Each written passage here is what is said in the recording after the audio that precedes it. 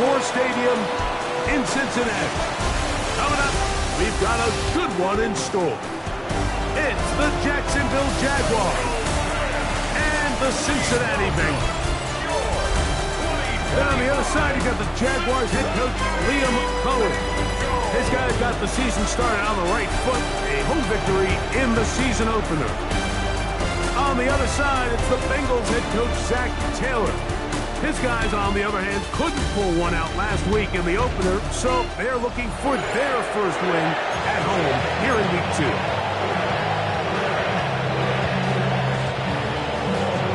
Stage is set. The ball is on the tee, and off we go on EA Sports.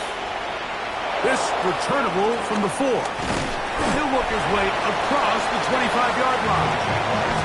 So here comes Jaguars, and Greg, it brings out Trevor Lawrence. Many ups and downs in his first 4 seasons. Now year 5 for the former #1 overall pick out of Clemson. One thing about this guy that's pretty clear, Mike, is there's not a whole lot that rattles him. He does a good job staying even-keeled. You don't know if he just threw a pick or if he just led his team to a touchdown drive, and that was kind of the case last week. He didn't let it snowball into a bunch of back-breaking mistakes. He shook it off into a plan. Now, will he keep that mentality as the rest of the year unfolds? And if he does, he's going to give his team a chance every single week. That one good for a dozen. A very quick first down. Hey, Ron. Now Lawrence on the bootleg. He's going to air this one out. And he can't hang on through the contact. Incomplete. Good job defensively to meet him just as the ball was arriving. It'll bring up second down.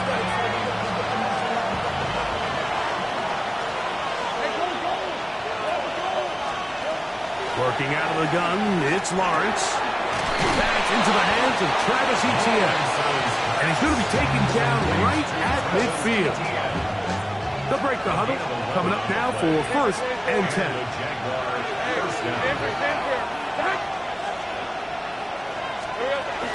Lawrence gives this one to Etienne. And some good running there. He'll fall forward for about 7. From the 42 now, here's 2nd and 2.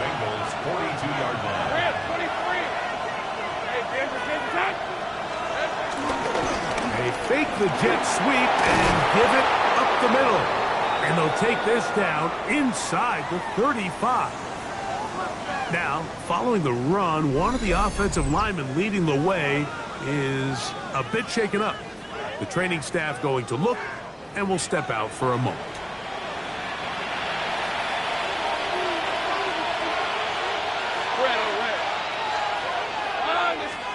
On 1st and 10, Lawrence. That one thrown behind his target, and it'll be incomplete. Brian Thomas, the intended receiver. And it'll bring up 2nd down. Up until that incompletion, they've done a really nice job on this drive, Mike, picking up fresh sets of downs. And typically, throwing the ball on 1st down is a great way to do it. But now they find themselves in 2nd and 10. Do you keep it in the air and try to get the 1st down here? Or is the idea to just make 3rd down manageable and take your chances picking up a key 3rd down? Play to the opening drive coming up. And now they face 3rd down. From the shotgun, it's Lawrence. And on 3rd down, that ball's incomplete. Every so often, Mike, you can see these offenses, and it looks like the passing game gets a little bit too predictable. And as the defense continues to flood the back end of these zones with extra defenders, they're continuing to force this quarterback to not only make some difficult throws, but to put the ball in harm's way. And that is no good. He missed it. And this will remain a scoreless game. From the 39, here's a 1st and 10. Off the play fake. Here's Burrow. He's got the hookup to Mike Gesicki. They'll get about 4 here as he is taken down. With that, I want to give you a look here at the receiving numbers for him from the game a week ago.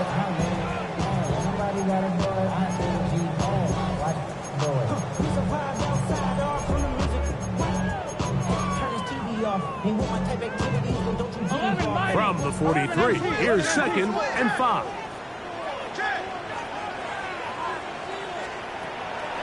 Play action now. It's Burrow. Open man, that's Amari Cooper. 11 yards on the pass there.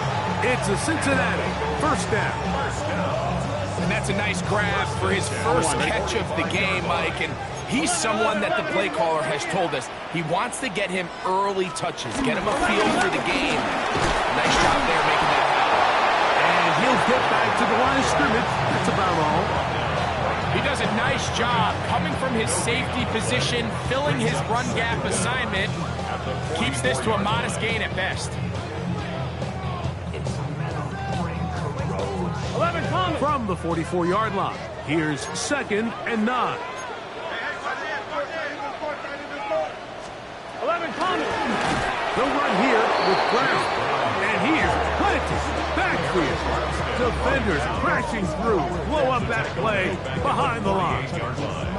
A lot of times the success of a draw depends on the defensive ends, Mike, rushing the passer. In this case, a great job by the defensive end. He initially reads pass, but then he determines that it's going to be a draw. He quickly adjusts, and he's able to tackle the running back for a loss. Passing right side, and Chase has it. He's going to be brought down very close to that line to gain. They're going to mark him just a bit short. And now it's 4th down. It's 4th down. Here we go. From the shotgun, it's Burrow. That is incomplete. Oh, they elected to throw on 4th and short. It does not work out. They turn it over on down. Hey, run. Hey, get attack. Here we go. The drive begins with a carry from Etienne. And he'll get back to the line of scrimmage. That's about all. You know, Mike, what separates the really elite defensive edge players from everybody else is not only their ability to rush the passer. That's what everybody focuses on. But, man, the defensive ends that are good in the run game, those are the guys that never leave the field. And that's going to be a first down. A pickup of 9. A gain of 9 yards. Let's go. First down, Jacksonville. Play action now. It's Lawrence. The ball deflected at least a couple of times, and it'll fall to the ground. It's incomplete. 2nd and 10. It's now 2nd and 10. Now here's Lawrence. Now a screen set up for Etienne. And he will be out of bounds on what will turn out to be the final play of this first quarter. So that'll do it for a fast-moving first quarter of play. What will the second quarter have in store? Greg and I back here in Cincinnati after this. The Jaguars with the ball as quarter number 2 begins. As they've got it with 1st and 10. And he'll get back to the line of scrimmage. That's about all. Try again. It's 2nd and 10. 2nd and 10. At the 39-yard line.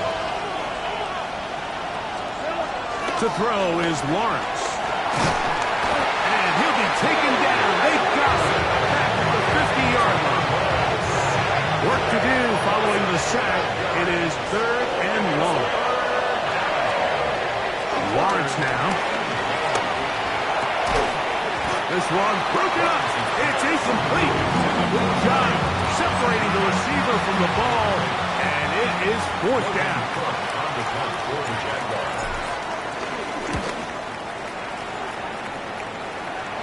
Just what the punter's hoping to do. Fair catch taken right at the 10-yard line. The Bengals offense ready for their second possession. Greg, when you step back and look at this AFC North, Baltimore and Pittsburgh, their rivalry now really for a couple of decades has in so many ways defined this division, and they set the tone for everything that happens when you are in an AFC North game. And you talk about divisions having identities, they have their culture. Really at the top, Baltimore and Pittsburgh kind of want to play a similar style game, strong on defense, great run game. Obviously, Baltimore adds the extra element with Lamar Jackson.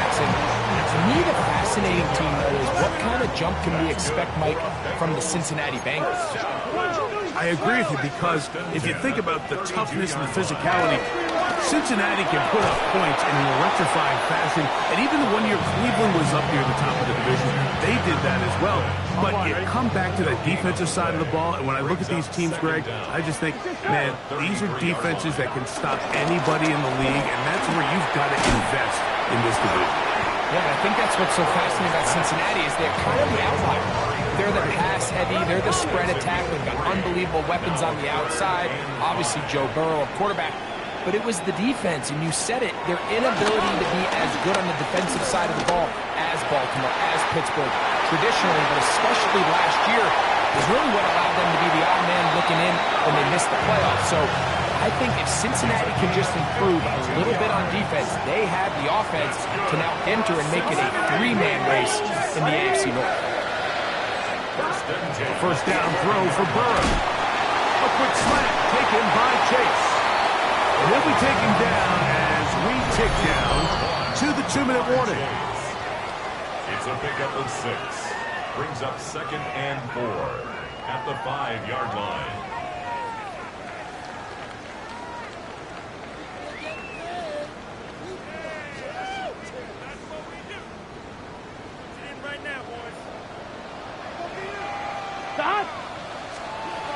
Now 2nd down throw for Burrow. And he gets out wide. He goes to the end zone. Chase Brown. Touchdown, Bengals. That is first touchdown of the new year.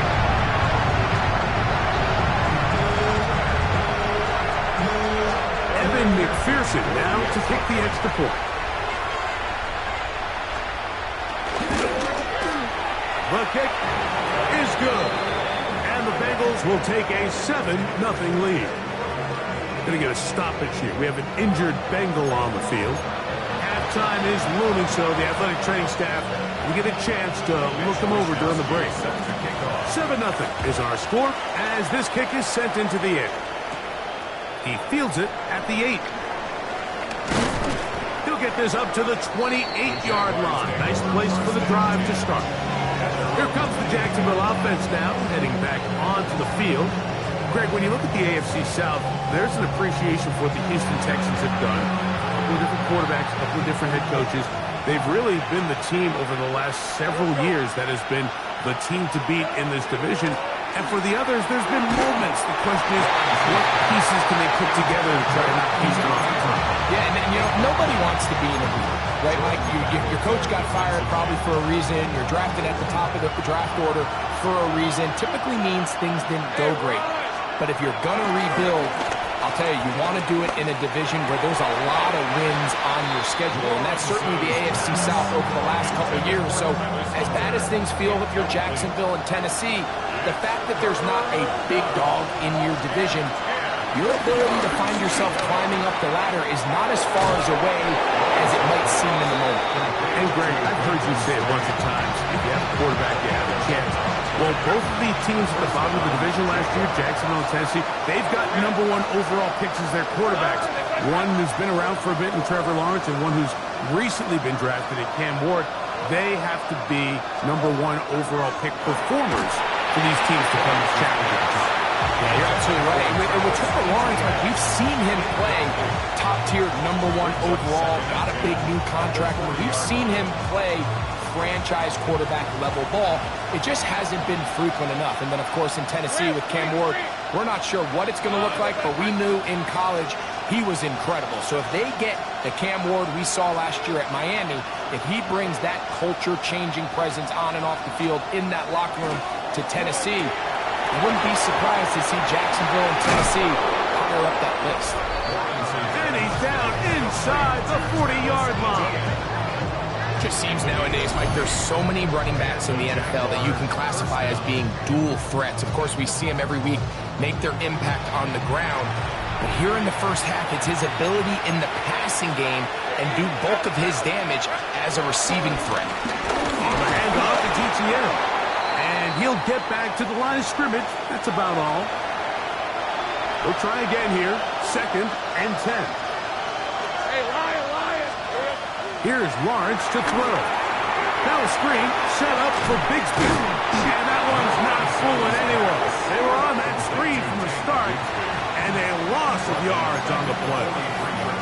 The best defenders can just sense when a screen is coming. They can tell the body language of the offensive lineman's pass set. They can tell on the drop of the quarterback. It just doesn't look right.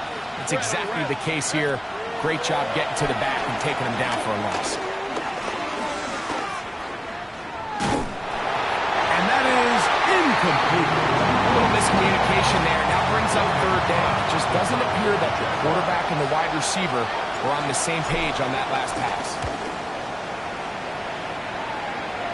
This one angles out of bounds, and the mark comes inside the 15-yard line. The Bengals offense going to take over here in the final minute of this first half. They'll begin with first down from their own 11. Looking out of the gun, Burrow. And a good one here. He'll be marked down up past the 25-yard line. 14 yards. And the Bengals first down. One final throw before the break. That one taken in by T. Higgins. And he's going to be taken down as time runs out on this first half of play. All right, Mike, thanks very much. It's our second week in studio, second week of the NFL season. Lots to get to, so let's get after it. Our tour around the NFL starts now at legendary Lambeau Field. It's the Packers at home to take on the Commanders. And this is Christian Watson. He'll take it all the way to the end zone. What a play for the score. The Packers are off to a good start, 2-0 on the young season. Next up, we go to the Steel City. We'll check in on the Steelers as they play host to the Seattle Seahawks. And it's Kenneth Walker. He'll take this one in from 2 yards out. This one's gone to halftime with the Seahawks trying to bounce back from a Week 1 loss. They lead at the half. Lastly, let's get down to Miami. The Dolphins hosting the New England Patriots. And this is Demario Douglas. A brilliant catch and run for the touchdown. We'll give you a look now at the remainder of the games in progress in the early window and what's still to come here in Week 2 of the National Football League regular season. Meanwhile, in our game, just one touchdown on the board. 7-0 is the score as we send you back out to the broadcast team, Mike Tirico and Greg Olson.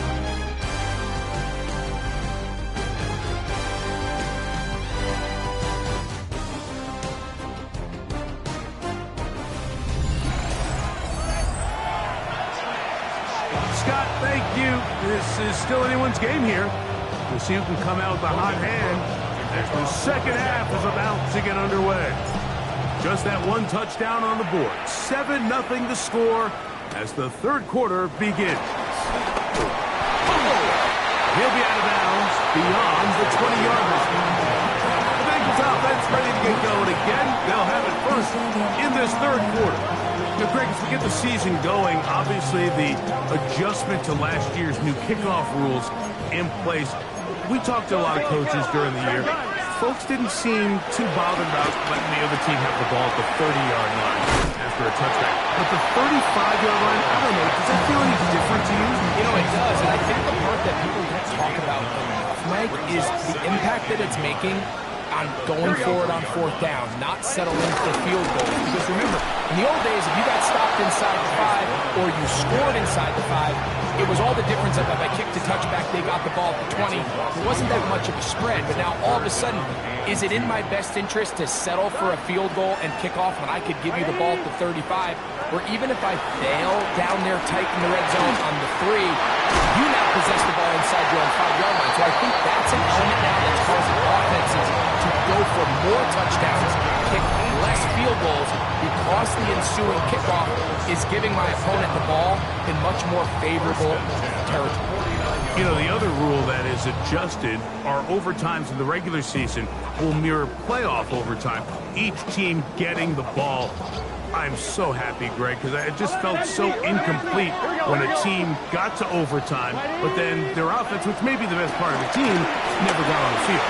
Yeah, I couldn't agree more. And you hear everyone saying, oh, but just get a stop. Well, you know, it's that legendary game between Mahomes and Josh Allen where neither team stopped anyone. It was just an offensive touchdown festival. So you won a coin toss and you get the ball. Well, the other team's defense hadn't gotten to stop the whole game. If Josh Allen got the ball first, he probably would have scored on a walk-off. So I love the idea of both teams getting the ball. If a game is good enough to go to overtime, let's finish it. We don't need to be in a rush. There's no curfew. Let's let the guys finish it on the field. A lot more similar to how the regular game goes and not have significantly different game flow come over. Now Brown. And good blocking up front, paving the way for a gain of 8 on the ground. An 8-yard gain brings up second down at the 22-yard line. Burrow, RPO, get it to Chase. It's going to be third. They need 1. No gain on the play. Brings up third and 1. They'll put one of the tight ends in motion. Here's P-Rock. And that one shut down pretty quickly. He'll get back to the line of scrimmage. Nothing more. No move for the field goal unit. They're going to line up and go for it on 4th down. They'll try and run for it. And he's not going anywhere. Stuffed behind the line. They have turned it over on down. So here's a 1st and 10 now. They'll start from the 24.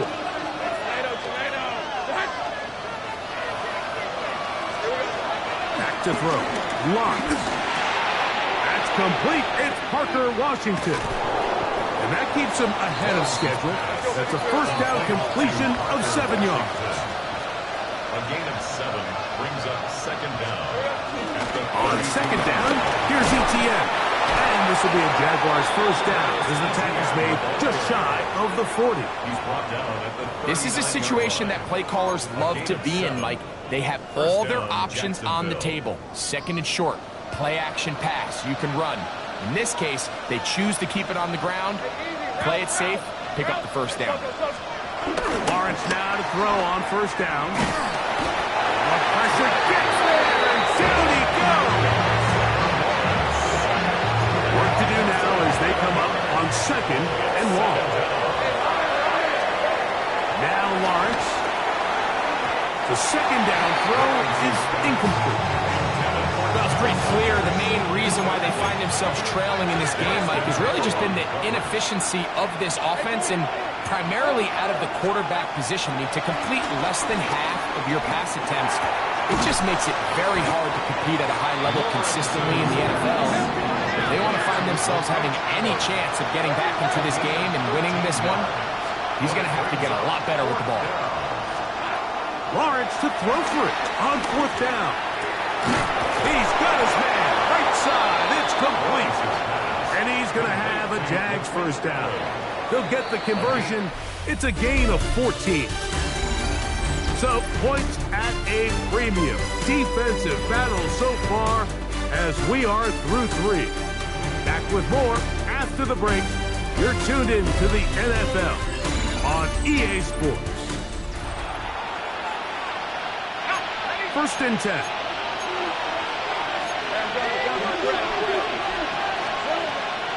They go play action for Lawrence. There's a short one. He's got Strain.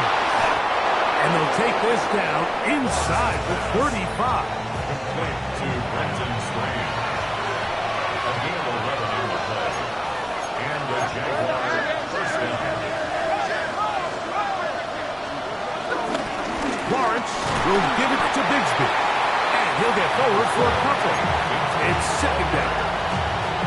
Jaguars scored on the tackle. A 2-yard gain brings up second down at the 29-yard line. Working out of the gun, it's Lawrence. Left side, it's caught by Brown.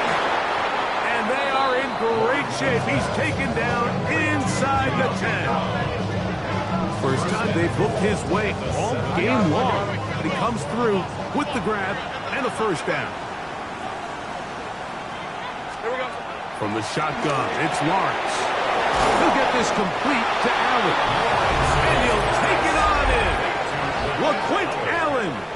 Touchdown, Jacksonville. And hold on to that football, young man. That's a keeper. His first NFL touchdown. A huge touchdown there in the fourth quarter, and now just a point away from tying the game. And that's one of those drives, Mike, where you know your best is needed. Can you come through here late and give your team a chance? They're an extra point away from tying this thing up, and we got ourselves a ball game. So they're not level yet. A critical extra point attempt to follow. The kick is good, and that will tie this game here in the fourth quarter.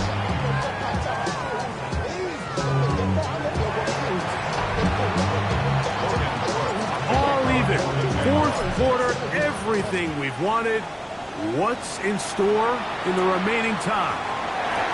From the 6, here comes a return. Get across the 20, mark them at the 22-yard line. Heading out now, the Cincinnati offense. They get set to take over once more. Greg, it's one of those weird feelings you build all year for the opener. And you play a tight game and lose. How it changes the feeling coming into this week? Yeah, it certainly does if you're not careful. What's that called rule? You don't want one loss to turn into 2, one bad play to turn into 2. The best teams in this league, Mike, they have an uncanny ability that regardless, good or bad, blowout or close one from the previous week before, it doesn't lead into the next week's work and ultimately the next week's game. So we'll find out, were they able to learn from the good, and there certainly was a lot of it, but can they move forward today and not let the disappointment of last week trickle into today? That's to Cooper again. And he's brought down after a gain of 6 on first down. Brings up 2nd and 4 at the 40-yard line. Second down, Burrow. He'll find Brown out of the backfield. And they'll whistle him down, but not before he picks up a first down. And for a gain of 7. That's good for a Bengals first down. Now, Burrow. And he got rid of that one quickly before the receiver knew what was going on. That's incomplete. Another try, 2nd and 10. Burrow now. They'll set up the screen to Brown. Good hustle by the defense. They beat the offensive lineman to the blocks there. No gain on that screen pass. 2 minutes to play in regulation.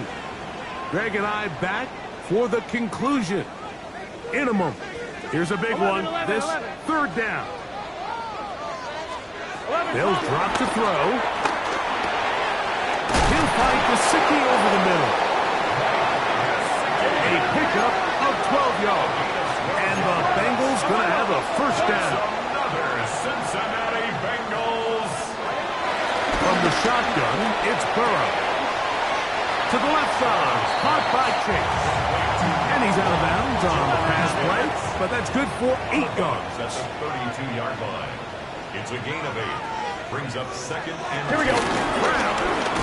He'll try to get back to the line, but he's not having it. Gonna lose a yard. A massive play here. Late, tie game, 3rd down. Hey, can. Burrow from out of the gun here on 3rd down.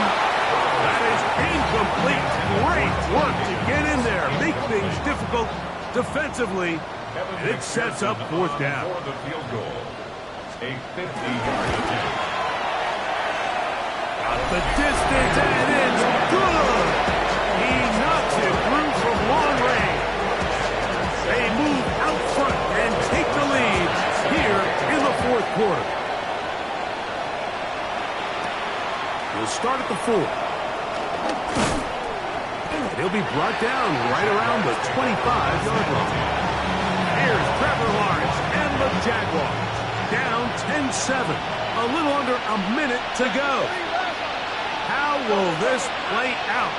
We'll watch. They come up for first down. Moving outside the pocket. Second down now, but the clock still moves. 4 yards on the pickup. Now here's Lawrence. We'll try to set up the screen here with Allen. And that's going to be a first down.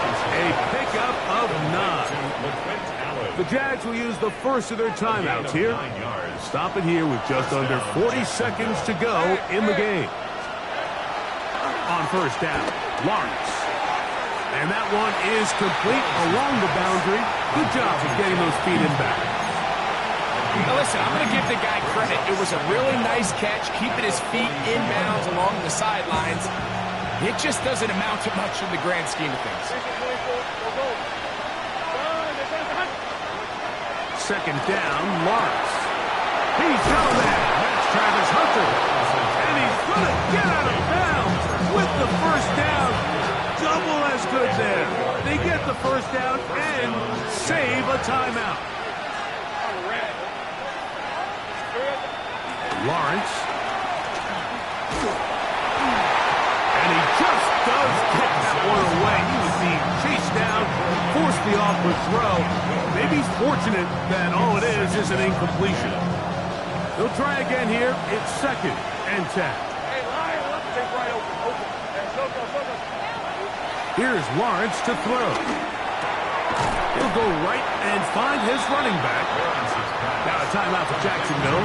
Their second. The clock will stop with an even 20 seconds to go. Big play here. Crowd on their feet for third and 4. Back to throw. Lawrence. They go right back to Allen. He's got it again.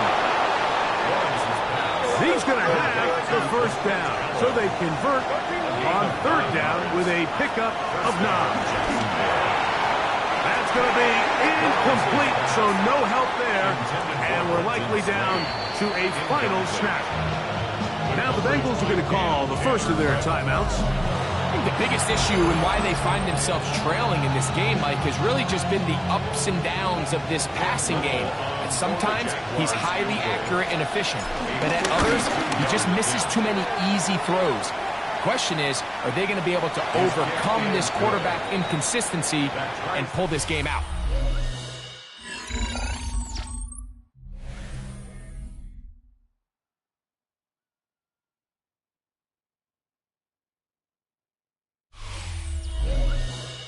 So, overtime coming up, and remember the rules now were changed in the offseason.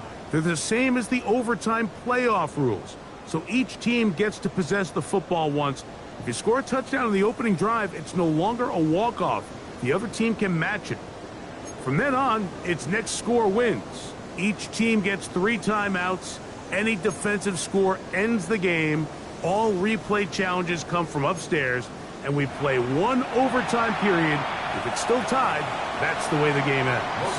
4 quarters could not determine a winner. We get back underway here in overtime. This will be returned from the 6. And he'll manage to get this back only to about the 20-yard line. The Bengals offense makes their way back out to the field for their next possession.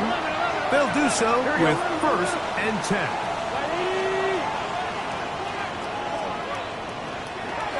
Working out of the gun, Burrow. Passing right side, and Chase has it. And no chance to turn and go. That one good for just a couple. Here we go. Second and 8 at the 22-yard line. Now second down throw for Burrow. Boy, look! He gets into drop in for his first sack of the young season. Here we go. Third down. 180. Here's Burrow. Pass right side, and Higgins has the catch. This is does a really nice job of just finding a hole in coverage, Mike. And I used to say, hey, when you're open, stay open. That's the art of route running versus zone coverage. And it's a friendly target for the quarterback in space, and they're able to convert. And he'll get forward a few yards on the return. And that's where the offense will take over. But Jaguars offense ready to take over possession of the football. So, Greg, this offense comes on the road here in week 2. Look, road games are so hard in the NFL, but it's nice to hit the road coming off a win at home. Yeah, absolutely. And again, it's amazing how winning creates more winning. It kind of has an ability to kind of build on itself. It's a snowball effect. So when you're winning, you're feeling good, everything works. And all of a sudden, you start losing, and you start questioning everything about your approach. So the key in the NFL is win or lose, you're on to the next game. And it's the team's ability to start fresh every single week, regardless of the previous week's outcome. Those are the teams that find themselves in position at the playoffs down the stretch. Set to go now on 1st and 10. Let's go. To throw is Lawrence. This one broken up. It's incomplete. The defender right there with him. It brings up 2nd down. Incomplete. It leads to 2nd and 10. Lawrence now. Over the middle, it is Strain. And they'll work this close to a 1st down, maybe just a tad short. 3rd and a yard.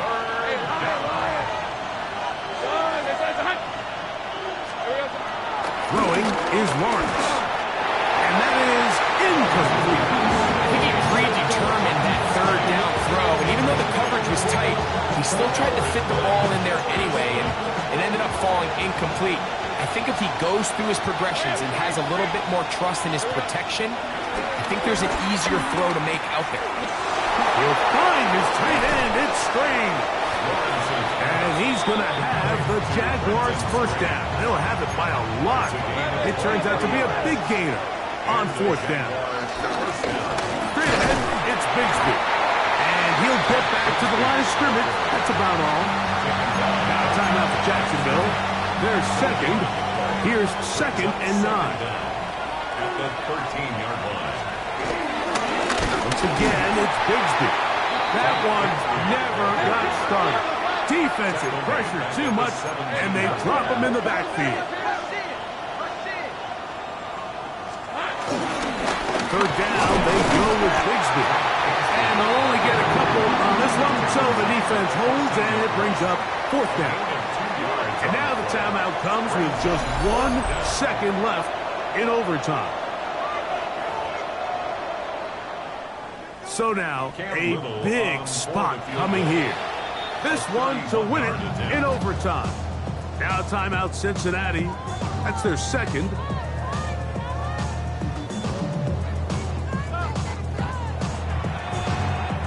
So now out comes the field goal unit in this pressure spot. This one he's got to have. This kick is good. He got it. So it is a win for our visitors, the Jaguars. This was a close-fought game. They were able to get themselves into field goal range here at OT. Final kick sailed through the uprights to finally close out this victory. And that'll do it for my partner, Greg Olson. For our entire team, I'm Mike Tirico. This has been a presentation of the NFL on EA Sports. So long, everybody.